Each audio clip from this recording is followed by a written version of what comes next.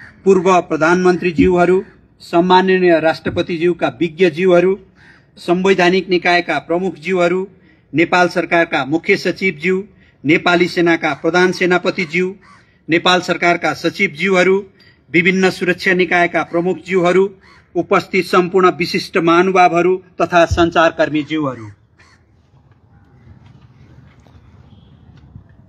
सम्माननीय राष्ट्रपतिज्यूले सम्माननीय प्रधानमन्त्रीज्यूको सिफारिसमा सम्वत 2082 साल भदौ 27 गते गठित मौजूदा मन्त्री परिषदमा नेपालको संविधान बमोजिम दया अनुसार नियुक्ति, हेरफेर र कार्यविभाजन गरी मिति 2082 साल 5 महिना 29 गते मन्त्री परिषद गठन गर्नुभएको बेहोरा हार्दिक अनुरोध गर्दछु।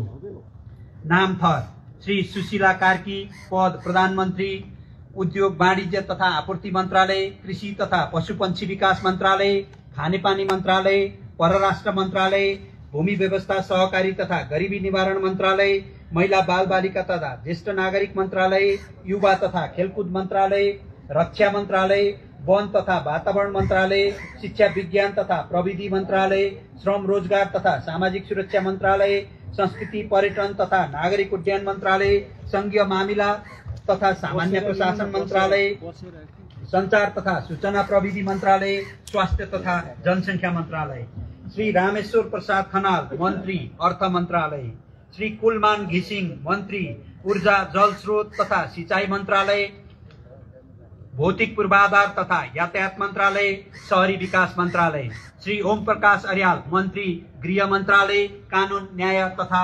संसदीय मामिला मन्त्रालय।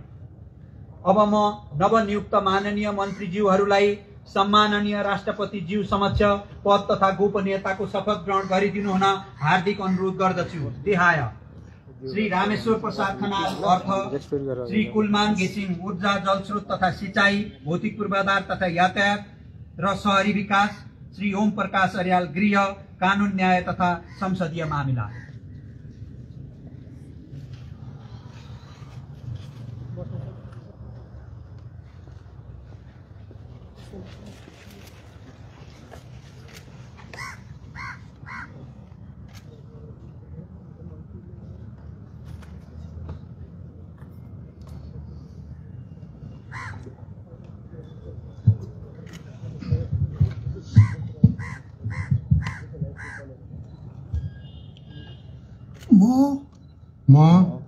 नेपालको सार्वभौम सत्ता र राजकीय सत्ता, नेपालको सार्वसत्ता र राजकीय सत्ता, नेपाली जनतामा निहित रहेको नेपालको संविधानप्रति, नेपाली जनतामा निहित रहेको नेपालको संविधानप्रति पूर्ण वफादार रही सत्यनिष्ठापूर्वक प्रतिज्ञा गर्दै ईश्वरको देश र जनताको नाममा शपथ लिन्छु कि मन्त्री पदको जिम्मेवारी प्रचलित कानूनको पालना गरी मुलुक र जनताको भलो चिताई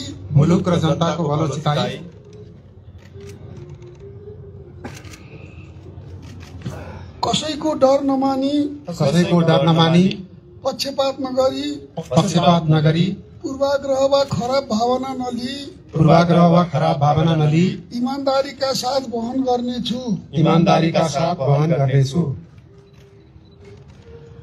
र आफ्नो कर्तव्य पालनाको सिलसिलामा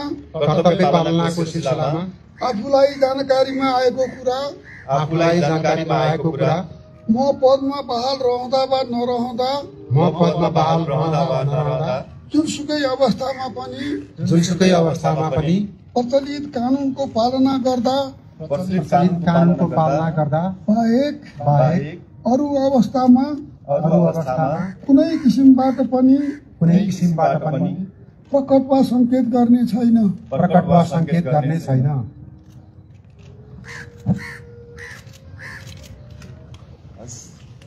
यसपछि नवनियुक्त माननीय मन्त्रीज्यूहरूलाई आफ्नो आसनमा रही शपथ पत्रमा हस्ताक्षर गर्नका लागि हार्दिक अनुरोध गर्दछु।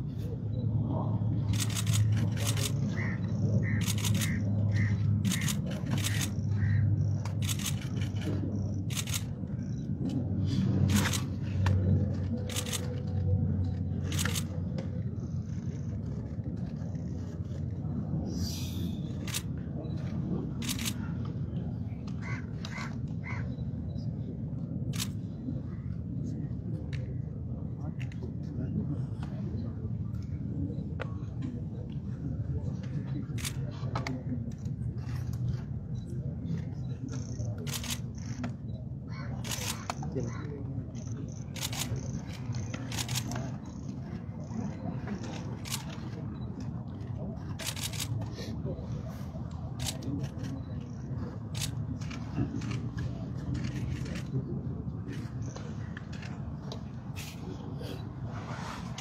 सम्माननीय ज्यूहरूसँग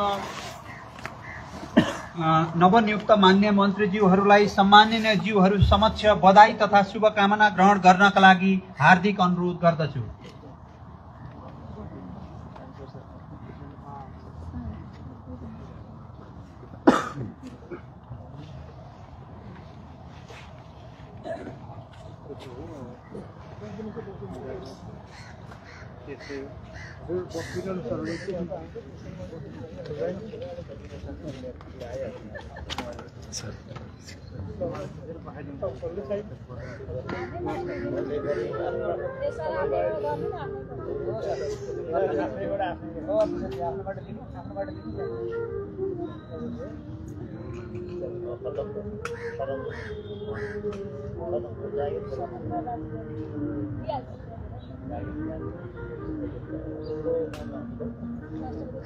अब सम्माननीय ज्यूहरूसँग फोटो सेसनमा सहभागी हुनका लागि म नवनियुक्त माननीय मन्त्रीज्यूहरूलाई हार्दिक अनुरोध गर्दछु।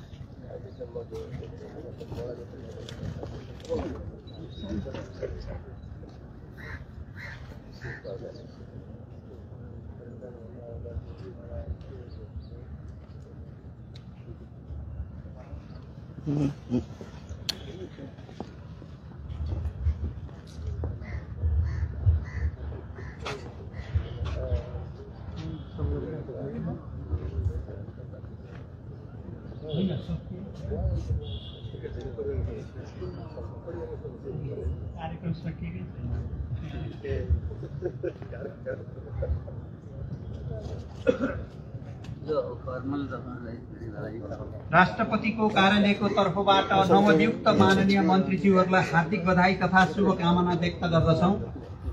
सम्माननीय राष्ट्रपतिज्यूको अनुमतिले आजको यस शपथ ग्रहण कार्यक्रम यही सम्पन्न भएको बेहोरा जानकारी गराउँदछु। साथै यसपछिको चियापानमा सरिक भइदिनु हुन सम्पूर्ण महानुभावहरूमा हार्दिक अनुरोध गर्दछु। नमस्कार, धन्यवाद।